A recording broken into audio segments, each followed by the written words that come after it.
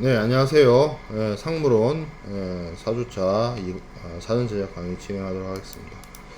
자, 우리가 주요한 무역 조건에 대해서 살펴보고 있었는데 그것에 이어서 살펴보도록 하겠습니다. 선적 조건입니다. 상품의 그러니까 이게 이제 선적이라고 하면 앞에 10이란 말이 있으니까 말 그대로 배에 실는 걸 이제 선적이죠. 사전적인 의미는 그래요. 근데 이제 오랜 기간 무역은 선박을 이용을 해서 해상 운송을 통해서 이제 이루어 보다 그 이제 말이 헛나는데, 자, 해상 운송을 통해서 이제 주로 이루어졌기 때문에 이 선적이라고 하는 것의 그 의미 자체가 매도인이자 수출자가 운송인에게 물품을 인도한다라는 의미 자체가 있습니다. 그래서 이 shipment라는 게 단순히 ship만 얘기하는 것이 아니고 여기 세 번째 줄에 나와 있는 것처럼 뭐 taking in charge라든지 loading on board라든지 dispatch라든지 이렇게 화물을 보낸다, 화물을 붙였다, 뭐 이런 의미로 사용되는 겁니다. 그래서 선적 조건이라고 하는 것은 매도인이 이 어떤 운송 수단이나 어떤 운송 시기를 이용을 해서 물품을 인도하는 것이냐, 이런 것들을 정하는 것이 중요하다는 거죠. 주로 시기가 좀 문제가 돼요. 그리고 날짜, 그리고 뭐 분할 선적을 한다거나 뭐 한적을 한다거나 뭐 그런 것들 매도인과 매수인 사이에서 협의해가지고 결정할 필요가 있죠. 주로 이 선적 조건은 실질적으로 선적 조건을 어떻게 하자 뭐 이런 것들보다 이제 인커텀스를 사용하게 되면 그 인커텀스에 따라서 물품의 인도 시점이 정해질 것이고 그 인도 시점을 언제 할 거냐 이런 정도로 정리를 하는 게 대다수이기다 보니까 시기가 굉장히 중요한 이슈가 됩니다. 그래서 선적 시기를 어떻게 정하느냐에 따라서 이야기들이 나눠질 수가 있는데, 특정 조건이라고 해서 뭐 단월 선적을 한다든지, 예를 들어서 여기 나와 있는 것처럼 뭐 9월에 해달라고 할 수도 있고 뭐 6월이나 7월에 해달라고 할 수도 있고, 아니면 이제 특정일 이전, 뭐 특정일 이후 9월 15일 뭐 이런 식으로, 아니면 LC를 받은 후 뭐 60일 이내 뭐 이런 식으로 선적 조건을 결정을 할 수도 있습니다. 또 이제 대략이라는 의미로서 on or about이라는 표현을 쓰고 있어요. on or about으로 어떤 지정 날짜를 정하면 그 날짜를 포함해서 앞에 5일, 뒤에 5일을 포함해서 총 11일간의 선적 시기를 약정하는 것을 의미합니다.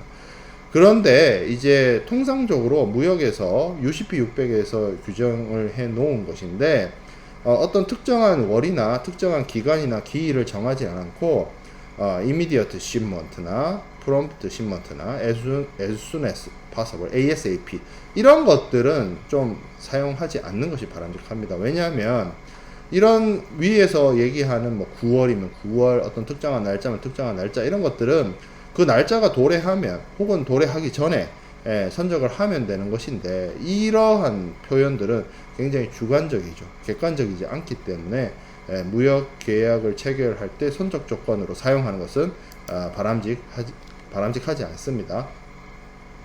자, 이제 분할 선적과 한적에 대해서 살펴볼 건데, 분할 선적은 한 번에 물품을 보내는 것이 아니라 두 번에 걸쳐서 혹은 그 이상 나눠서 선적하는 경우를 말합니다. 뭐 특별히 UCP 600을 이용을 해서 거래를 하는 경우에는 UCP 600의 규정이 있어요. 그래서 뭐 이게 이제 금지 문헌이 없는 한 분할 선적이 허용된다 이렇게 되어 있는데, 뭐 분할 선적이라는 게 실질적으로 운송의 편의성이나 이런 것들로 인해서 실무적으로 많이 이루어지고 있고요. 그 이게 뭐 절대 못 사용할 수 있는 그런 것들은 아니에요.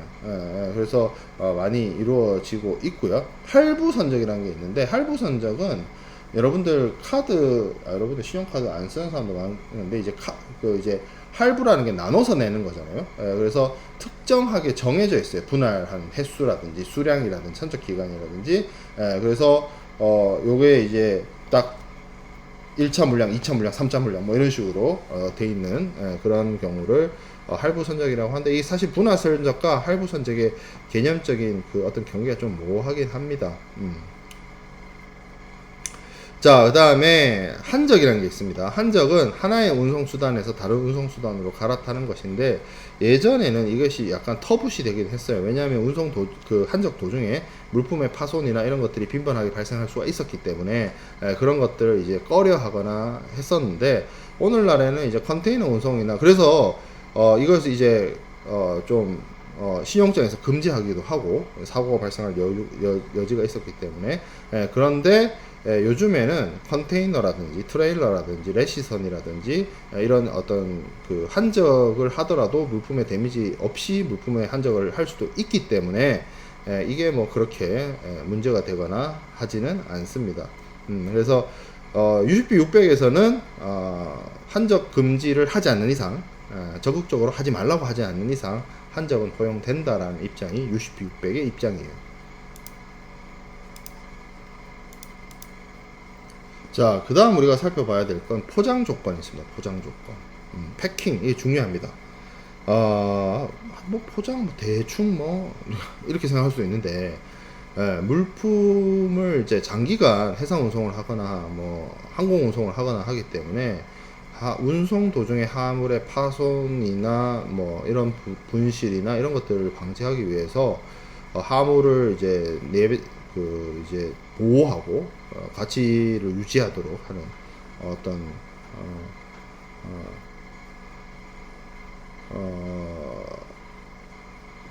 그런 부분들을 이런 부분들이 이제 중요하죠. 그래서 포장의 방법을 좀 살펴보면 여기 이제 이거는 이제 개장, 내장, 외장 이렇게 나눠지는데 제가 이게 여러분들 뭐 순중량 할 때도 얘기했던 것처럼 소매 단위 포장을 하는 걸 이제 개별 포장이라고 뜻이에요. 개별 포장.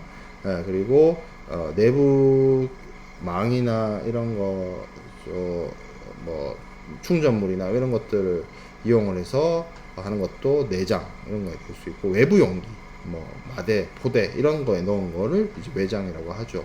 그래서 다양하게 그 무역 화물의 포장이 이루어집니다.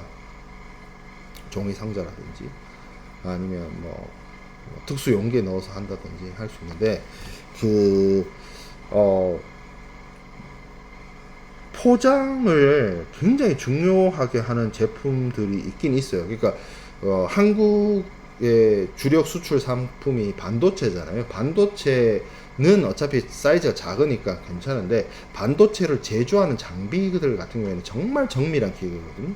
그래서 이게 조금만 틀어지거나 조금만 충격이 가해지면 이게 기계가 이제 아주 사람이 알지 못하는, 인지하지 못할 정도의 뭐랄까 이 정렬이 틀어진다거나 뭐 하는 문제가 생길 수도 있고, 그리고 아예 먼지가 기계 안에 들어가면 안 되는, 왜 그 여러분들 삼성의 그 반도체 공장에 사람들 이렇게 먼지 없는 곳으로 들어가기 위해서 이렇게 뭐 하얀 거 덮어 씌우고 들어가는 데 있잖아요. 그런 무진이라고 해야 되나? 먼지가 진이니까. 어쨌든, 그런 데 들어가는 기계 장비 같은 경우에는 포장비가 어마어마하게 듭니다. 정말로. 그래서 그런 것들이 중요할 수 있어요. 무역을 하는 그 대상 물품이 무엇이냐에 따라서 포장이 굉장히 중요할 수 있습니다. 음식물이면, 예를 들어서, 뭐, 생선이다, 고기다, 이런 거 당연히 냉장냉동해야 되거든요. 그러니까 이런 것들이 그런 물건들을 취급하는 거래 당사자들이면 포장 조건을 어떻게 하는지를 결정하는 것이 무역 조건의 가장 중요한 조건이 되어질 수도 있다라는 거죠.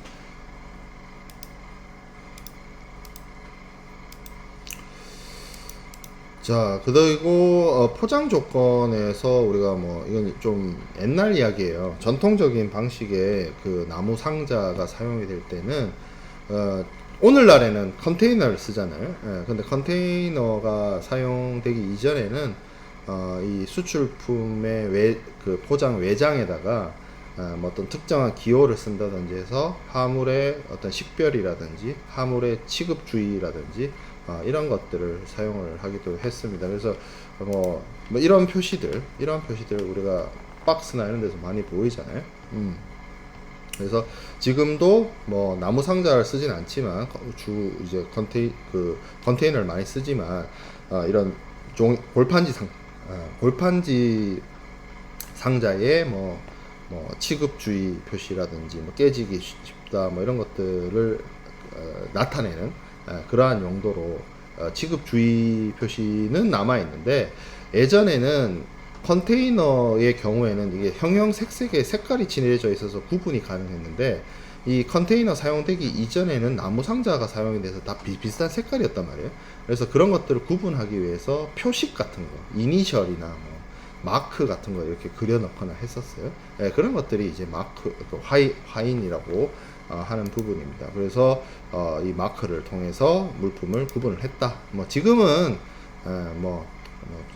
화물 취급 주의 표시 정도로만 남아 있는 거죠. 자, 그 다음에 보험 조건이 있습니다. 보험 조건. 보험 조건이라고 하는 것은 물품을 운송하는 과정에서 해상 고유의 위험으로 인해서 운송물에 손상이 발생하게 되면 그거를 이제 리스크를 어떻게 위험을 이제 매니지먼트 해야 되잖아요. 사고가 났으면 사고에 대한 어떤 피해를 보상을 받거나 해야 되는데, 그걸 하기 위해서는 보험을 들어야 됩니다. 필수적으로 이 국제 무역이라고 하는 것은 장기간의 어떤 국제 운송을 동반을 하는 것이고, 장기간의 국제 무역은 당연히 사고의 발생 가능성이 매우 높습니다. 그래서 이거를 어떻게 보면 해결하기 위해서는 보험이라는 제도가 필수 불가결하게 필요로 하는 것이죠. 보통은 물품을 예를 들어서 이렇게 생각해 보면 좀 좋아요. 우리가 앞에서 선적지 품질 조건, 뭐 양육지 품질 조건 이런 것들을 공부를 했었는데, 제가 선적지 품질 조건 얘기를 하면서 그 얘기를 했어요. 이게 매도인한테 유리하다. 배에 실어주고 나면 그 다음부터 어떻게 되는 거는 관심 없다. 매도인은 선적지 품질 조건이면. 그러면 운송 도중에 물품이 파손이 되거나 품질이 저하되거나 했을 때 물품의 어떤 그 손실에 대한 손실을 떠안는 사람이 누구냐? 선적 품질 조건에서는 바로 매수인이 수입자가 되거든요. 그러면 선적 품질 조건에서는 주로 매수인이 보험을 들 수밖에 없어요. 거기서 만약에 사고가 나면 다 내 손실이기 때문에 내 손실을 커버하기 위해서 보험을 필요로 합니다. 반대로 양육품질이라고 한다면, 양육품질 결정 조건이라고 한다면 목적지 거기까지 그 품질의 물품이 가야 되니까 운송 도중에 뭔가 문제가 생기면 수출처가 다 책임을 져야 되는 상황이 발생하죠. 그러면 양육품질 조건에서는 보험을 수출자가 들 수밖에 없어요. 그렇겠죠. 자신이 자신이 어떤 손실이 발생했을 때 자신의 책임으로 기책이 된다라고 하는 사람이 있다면, 그 사람이 자신의 위험을 해결하기 위해서 보험을 드는 겁니다. 그런데 이게 이제 무역 조건에서 우리가 뒤에서 공부하게 될 인커텀스에서는 CIF 조건이나 CIP 조건이 있어요. 뒤에서 공부를 하겠죠. 11가지 조건 중에 이 2가지, 중간에 I로 들어가 있는 이 2개 조건의 경우에는 매우 특이하게 매도인이 보험을 들어요. 누구를 위해서? 매수인을 위해서. 보통의 보험은 내가 보험 계약을 체결하면 사고가 발생하고 나서 내 경제적 손실이 발생하면 보험회사로부터 내가 보상을 받잖아요. 근데 이거는 CIF의 경우에는 매도인이 보험을 드는데 사고가 발생하면 보험금이 매도인을 가져가는 게 아니라 매수인한테 넘어갑니다. 왜? 이미 물품의 소유권이나 물품의 인도가 매도인에서 매수인에게로 이전이 됐기 때문에 그래요. 그래서 뒤에서 우리가 더 자세히 학습을 하겠지만 인커텀스 2020의 11가지 정형거래 조건 중에서 CIF와 CIP의 경우에는 매도인이 매수인을 위해서 보험을 들어줍니다. 그런 아주 특징이 있고, 나머지 정형거래 조건 9개의 정형거래 조건은 누가 누구를 위해서 보험을 들어줘야 되는 의무나 이런 것들은 없어요. 의무는 없어요. 근데 만약에 운송 도중에 사고가 발생해서 누군가가 피해를 보고 손실을 부담을 해야 된다고 하면 그 사람은 다른 사람을 위해서 보험을 드는 것이 아니라 자기 자신을 위해서 보험을 듭니다. 그거는 듀티가 아니에요. 내 필요에 의해서 내가 선택하는 건데 그거는 나의 선택이지 그거를 의무라고 하지 않잖아. 보통 의무라고 하는 건 뭐예요? 내가 뭔가 남을 위해서, 아니면 국가를 위해서, 아니면 사회를 위해서 내가 뭘 의무적으로 해야 되는 거를 듀티라고 하는 거잖아요. 의무라고 하는 거잖아요.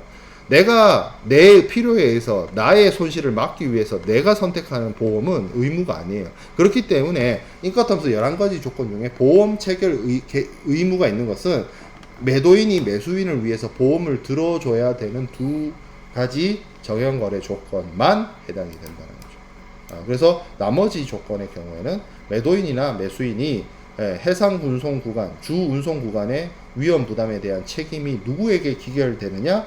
그 사람이 뭐 필요하다라고 하면 보험을 드는 것이고, 필요하지 않다라고 하면 보험을 안 드는 뭐 선택도 할 수 있으나, 국제무역에서는 해상보험을 뭐 부보하지 않고 운송을 한다거나 하는 그런 아주 위험한 그러한 비즈니스를 잘 하지는 않습니다. 자, 보험 계약을 체결할 때는 보통 이제 ICC라고 부르는 협회 적하 약관을 이용을 해서 보험 부보를 합니다. 근데 이게 이제 그 협회 적하 약관이라고 하는 거는 런던 보험자 협회 이런 곳에서 제정한 하나의 보험의 어떤 그 보상 범위나 보험자의 책임 범위나 이런 것들을 규정해 놓은 어떤 조건이라고 할 수 있어요. 보험 조건. 그래서 보험 조건이 있는데, 보험 조건이 뭐 크게 나눠보면 구협회 적하약관이 있고 신협회 적하약관이 있습니다. 뭐 구협회 적하약관이라고 할 수 있는 것들은 대표적으로 AR, All Risk, 아니면 With Average, 아니면 FPA, Free from Particular Average, 혹은 이제 선박보험 같은 데서 사용하는 뭐 TLO, Total Loss Only, 이런 것들이 이제 구협회 적하약관에 사용되는 보험의 조건이라고 볼 수 있고, 많이들 인커텀스나 이런 데서 사용하는 것들을 살펴보면 이제 신협회 적하약관에서 사용되는 보험 조건을 사용을 할 수가 있는데, ICC, 이 ICC는 Institute Cargo Clause, 협회 적하, 카고가 이제 화물이란 뜻이잖아요. 협회의 화물 클로스, 약관이란 뜻으로 사용하고 있습니다. 이거에 이제 A, B, C가 있고, A가 말 그대로 올리스크로서 보험자가 면책되는 부분을 제외하고는 모두 다 책임져주는 가장 보장 범위가 넓은 조건이고, 반대로 ICC-C가 그 상대적으로 보장 범위가 좁은 그런 보험 조건이 되겠습니다. 그래서 이 보험 계약을 체결하고 보험 부보를 하게 되는데, 뭐 앞서 제가 얘기했던 것처럼 보험 계약의 당사자들은 주로 어슈어러, 폴리시홀더, 어슈얼드 이렇게 나타낼 수 있는데, 어슈어러가 보험자를 의미하고요, 어슈얼드는 피보험자를 얘기를 하고, 폴리시홀더는 보험 계약자라고 번역을 합니다. 그리고 여기 나와 있는 것처럼 CIF 계약을 체결하게 되면 매도인이 매수인을 위해서 보험 계약을 체결해 주는 것이기 때문에 셀러가 폴리시 홀더가 돼서 보험 계약을 체결하고 보험 증권을 넘기게 되고, 실제 보험금을 타야 되는 그러한 해상 사고나 이런 것들이 발생하게 되면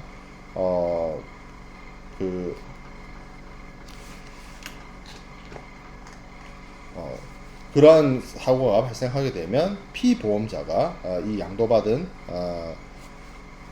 보험증권에 따라서 피보험자로서 보험금을 청구하게 됩니다. 자, 그 다음에 클레임 조항 이런 것들이 있을 수 있습니다. 클레임이라고 하는 것은 분쟁과 관련되어 있어요. 무역 계약이라고 하는 것이 매도인과 매수인의 의견의 합치에 따라서 거래가 합의가 되고 이행이 되지만, 모든 내용이 순탄하게 흘러가는 경우도 있겠지만 모든 내용이 순탄하지 않게 흘러가는 경우도 있을 수 있습니다. 뭐 불만을 쌓을 수도 있고 불평을 할 수도 있어요.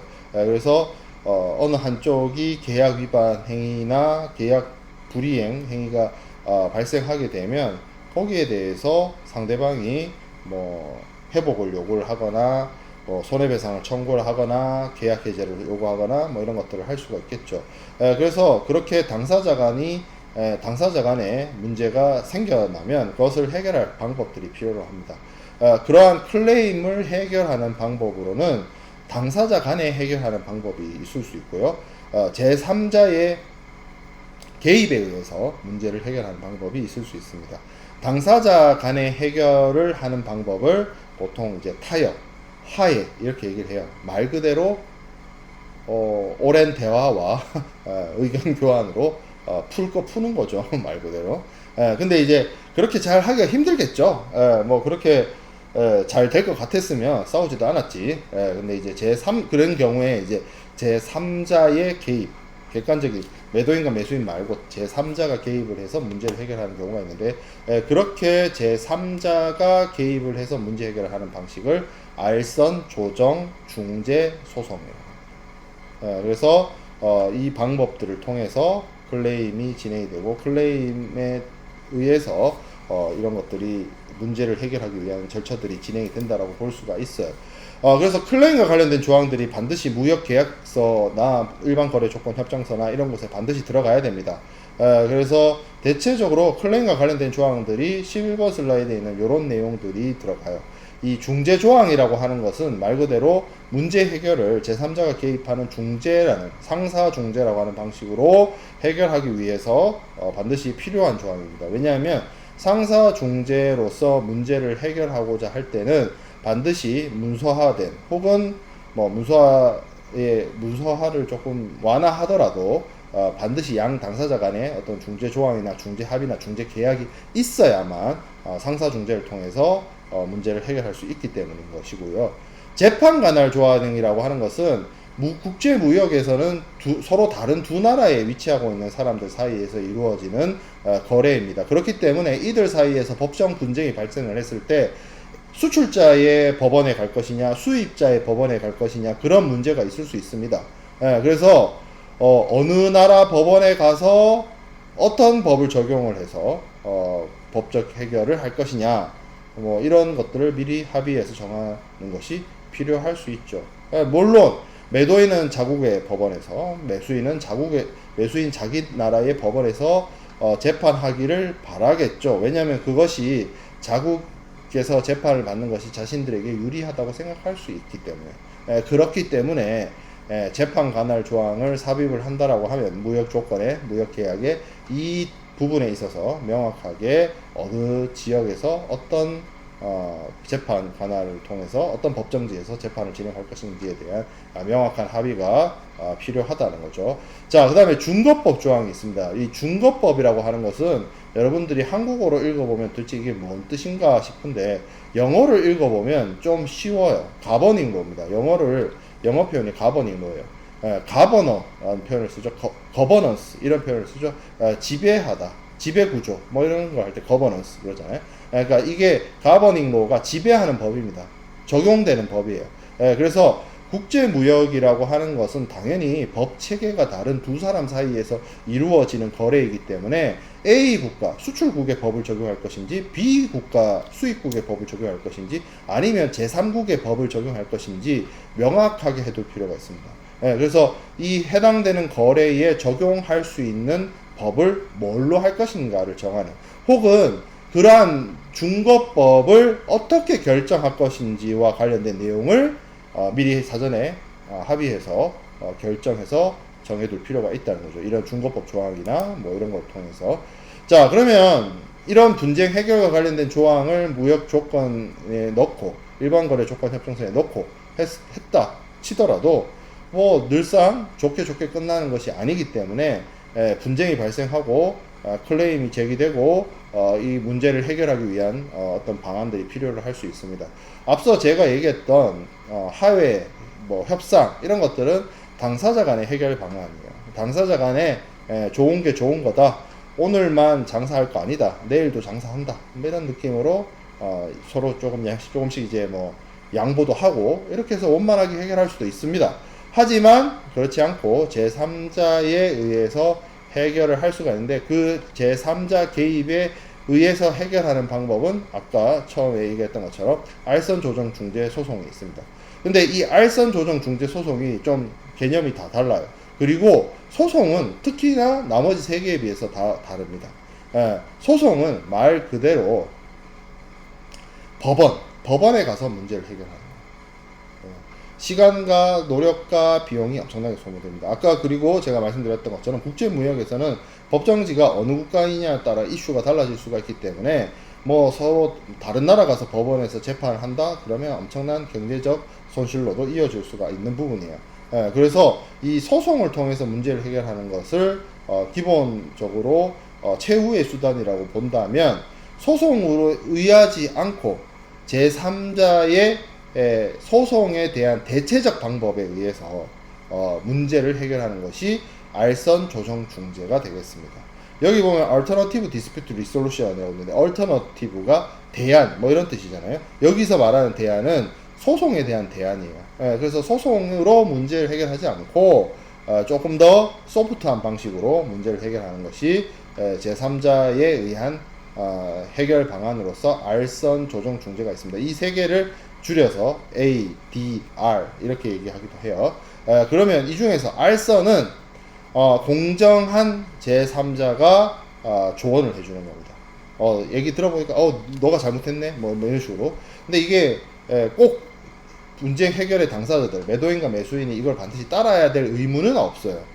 뭐 들어보고 에이 뭐 잘 모르면서 이러면서 계속 싸울 수 있다 이 얘기예요. 자, 그 다음에 공정한 제3자를 조정인으로 선임을 합니다. 그리고 이 조정안에 대해서 합의가 되면 클레임으로 해결을 하는 거예요. 조정인을 통해서 문제 해결을 하는 거지. 이거 뭐 알선이랑 조정이랑 사실은 뭐 백지 한 장 차이예요. 그 비슷한 개념인데 중재는 좀 다릅니다. 조정처럼 조정인을 선임을 하는데 중재는 중재인을 선임해요. 아비트레이터를 선임해요. 그래서 이 중재인이 뭐 심리를 진행을 해서 중재인의 판단에 따라서 판정을 내려요.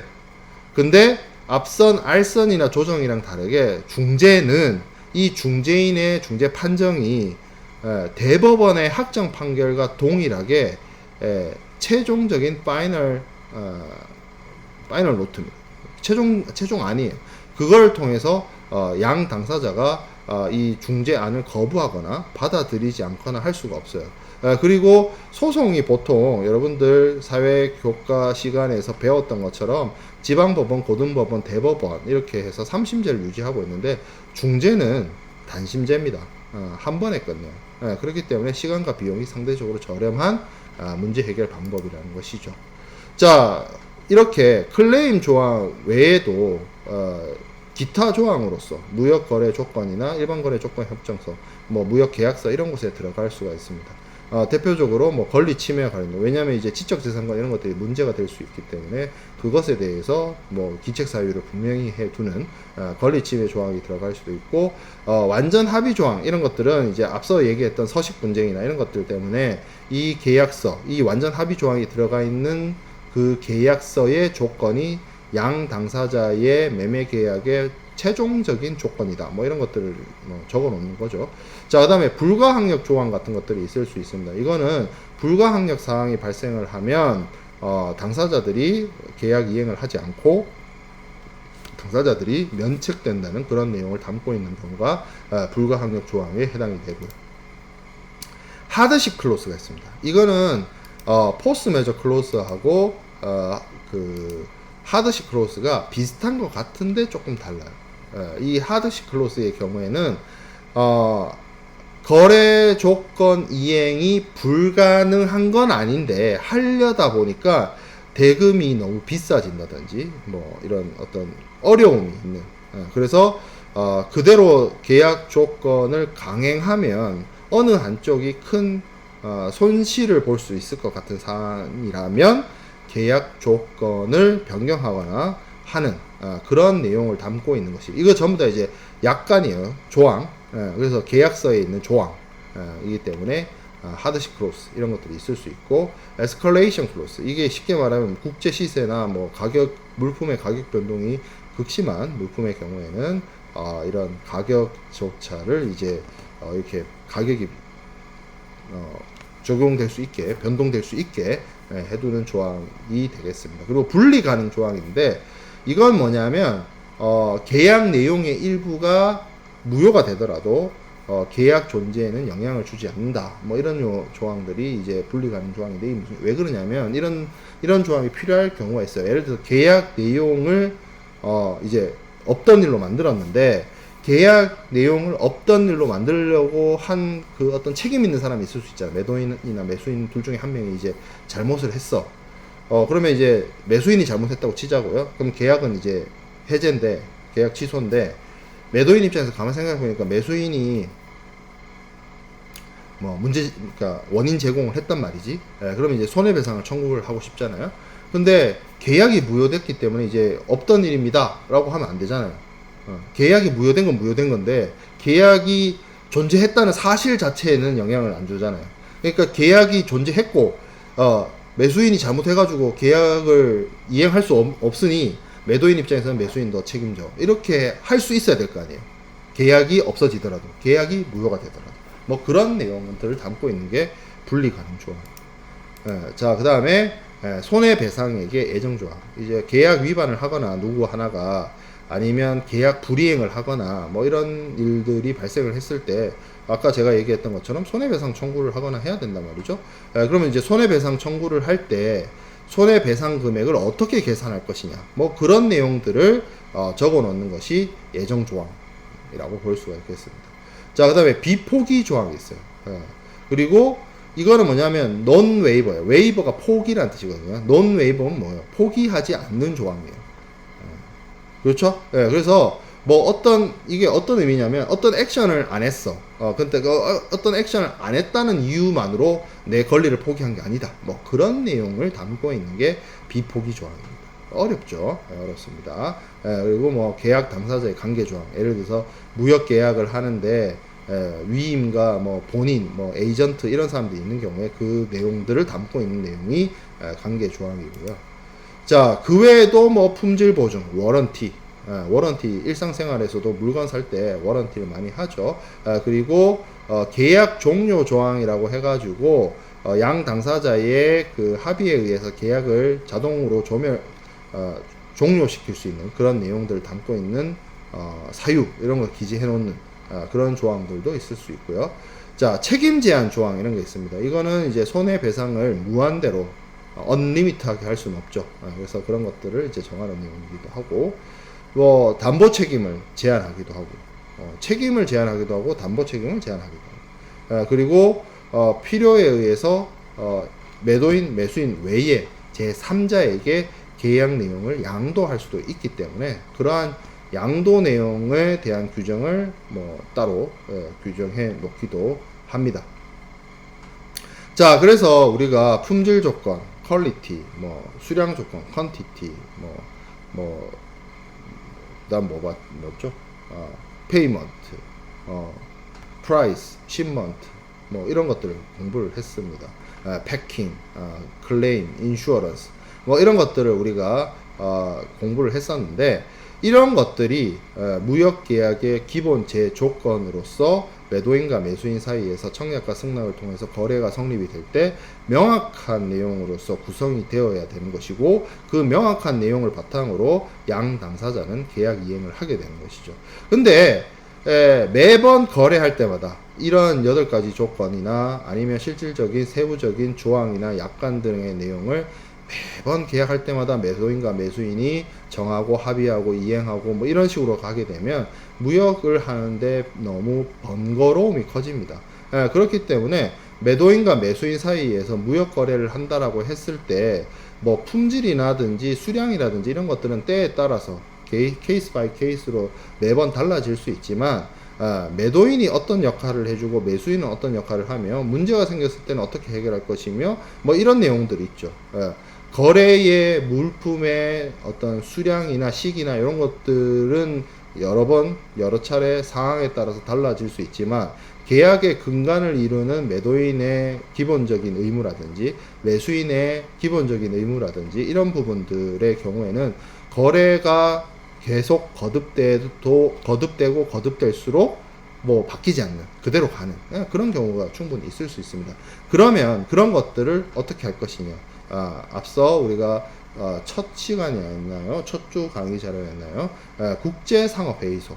여기서 말하는 ICC는 우리가 보험 조건 ICC ABC 할 때 그 ICC가 아니고 국제상업회의소의 ICC예요.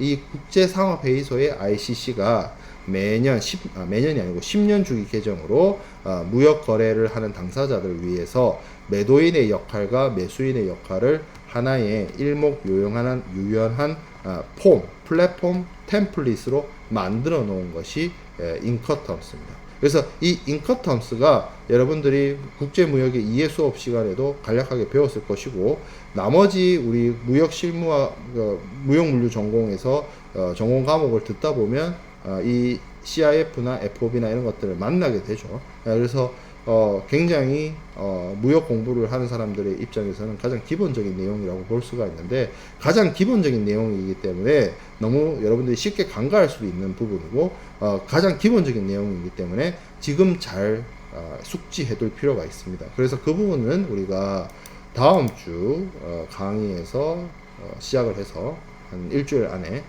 한 2번의 사전 제작 강의로 마무리 지을 계획입니다. 그래서 오늘 강의는 무역의 기본 조건까지 하고, 다음 주는 화요일, 목요일 모두 공휴일입니다. 그래서 2번의 연달아 사전 제작 강의로 진행을 하도록 하겠습니다.